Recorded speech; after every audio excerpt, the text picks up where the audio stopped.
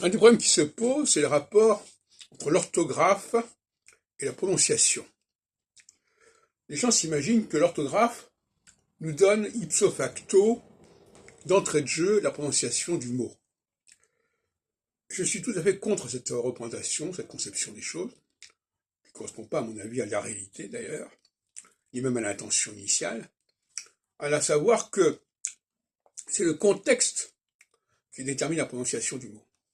Alors évidemment, on a décontextualisé l'orthographe, c'est-à-dire par exemple on dit voilà, petit, si vous mettez un E c'est petit, si vous ne mettez pas d'E c'est petit. Bon, donc on va dire c'est l'orthographe qui va décider, puisque l'orthographe vous dit comment il faut prononcer le mot. Mais en réalité, c'est pas ça du tout. En réalité, si le sujet est masculin, on dit petit, si le sujet est féminin, il dit petite. Pas besoin d'avoir le E pour nous indiquer qu'il faut prononcer petite. C'est le sujet, c'est le pronom personnel, éventuellement, il ou elle, qui nous dit comment il faut prononcer le mot, et non pas l'orthographe. Donc il y a un basculement là qui est tout à fait à corriger et à dénoncer. Et de la même façon,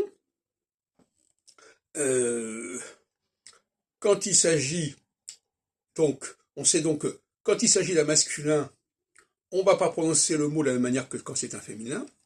Et quand il s'agit d'un pluriel, on ne va pas prononcer le mot de la même manière que si c'est un singulier. Quand bien même, il n'y aurait pas de signaux orthographiques qui indiqueraient cela. C'est le contexte, c'est le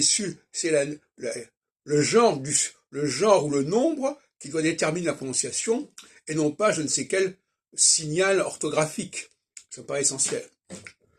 Alors dans le cas, par exemple, des formes au pluriel en NT, comme le cas le plus intéressant, c'est ils font.